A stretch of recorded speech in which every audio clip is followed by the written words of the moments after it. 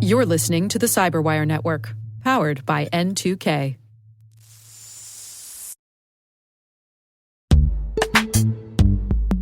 CISOs and CIOs know machine identities now outnumber humans by more than 80-1. And without securing them, trust, uptime, outages, and compliance are at risk. CyberArk is leading the way with the only unified platform purpose-built to secure every machine identity, certificates, secrets, and workloads across all environments, all clouds, and all AI agents. Designed for scale, automation, and quantum readiness, CyberArk helps modern enterprises secure their machine future. Visit cyberark.com/machines to see how.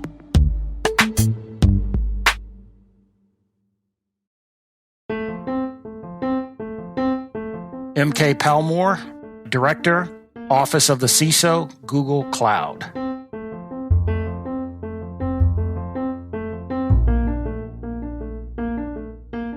Like many kids that grew up in the era that I grew up in, I was fascinated by science fiction, space, and all things electronic.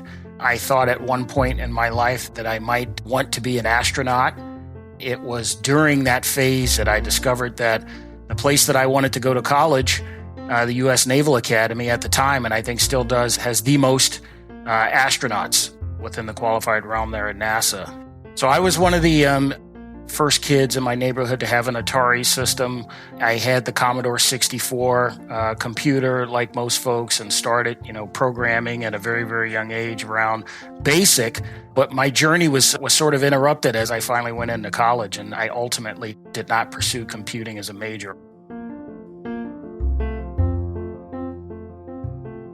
I had, as a young African-American boy growing up in Southeast Washington, D.C., had no reason to believe that I was going to be able to attend the Naval Academy.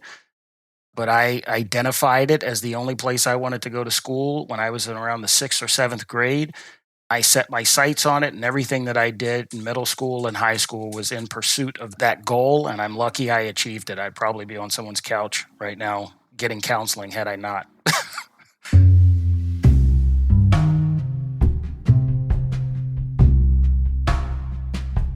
I had an interesting path. I only applied to 2 colleges. That was the Naval Academy and West Point.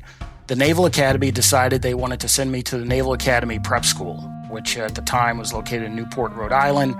It was a good year of transition.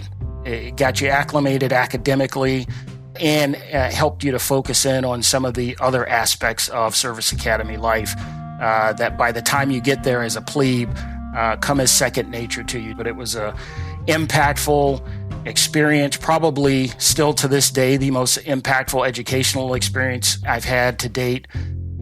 I made the, at the time, rather unique decision that I wanted to be a Marine. So I graduated from Annapolis and was commissioned a second lieutenant in the U.S. Marines. And so I was a logistician in the Marine Corps. I was one of the lucky guys who had an opportunity to serve with a very, very large apparatus in the Marine Corps' Air Wing. And the military came very natural to me in terms of the environment, the expectations, the lifestyle. It was all something that I showed a very early attraction to, and I'm very happy that I had the opportunity to serve as an officer in the Marines.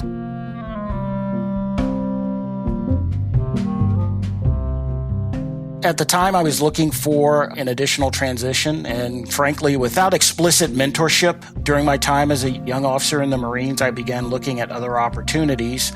I was thinking about pursuing a law degree, and as part of a conversation with a close friend I went to the Naval Academy with, I began looking specifically at the FBI as a potential option. I literally walked into the FBI office in San Diego, which is where I was stationed at the time. They were super interested in me. I was interested in them. And lo and behold, 9 months later, I was back at Quantico training to be an FBI agent.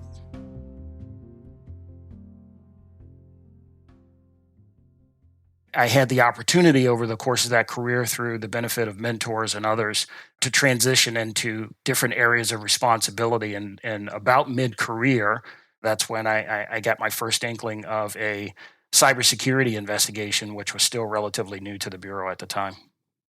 My youthful interest in all things technology came rushing back. And the very first thing that it really opened my eyes to was how much I needed to learn in order to be able to add value to these types of, at the time, investigations and ultimately to this field of study. I had the opportunity towards the latter part of my career in the FBI to lead one of their largest cybersecurity investigative teams based here in San Francisco. It gave me such a wide exposure to challenges on the cyber threat landscape. And so you begin to get a sense from that perspective as to what kind of impact technology will continue to have on business. And of course, cybersecurity, by my account, was exactly the right place that I needed to be for any future aspirations professionally.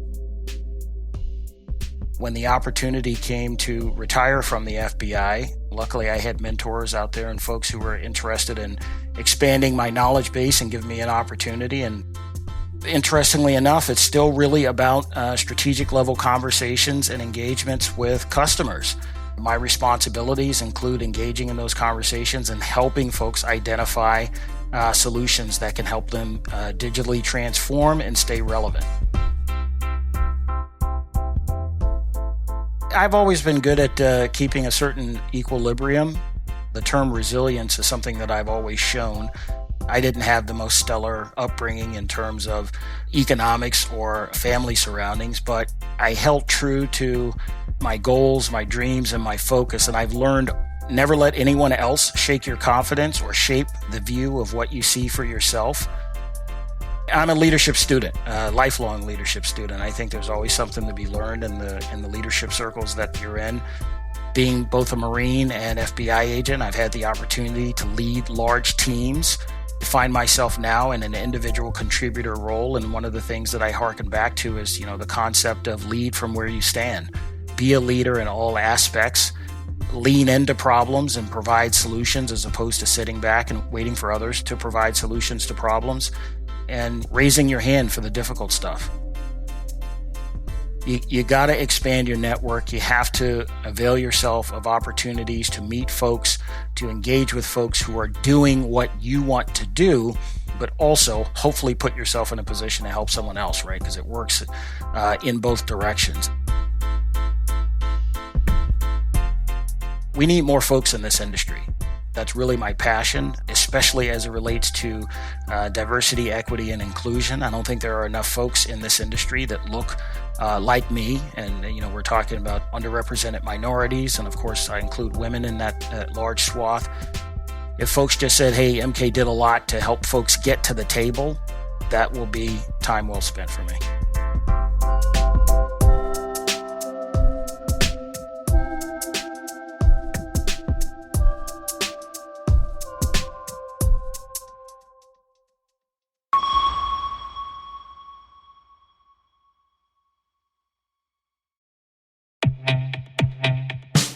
And now a word from our sponsor, SpyCloud.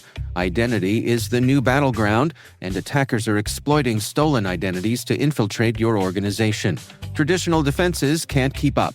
SpyCloud's holistic identity threat protection helps security teams uncover and automatically remediate hidden exposures across your users, from breaches, malware, and phishing to neutralize identity-based threats like account takeover, fraud, and ransomware. Don't let invisible threats compromise your business. Get your free corporate darknet exposure report at spycloud.com/cyberwire and see what attackers already know. That's spycloud.com/cyberwire.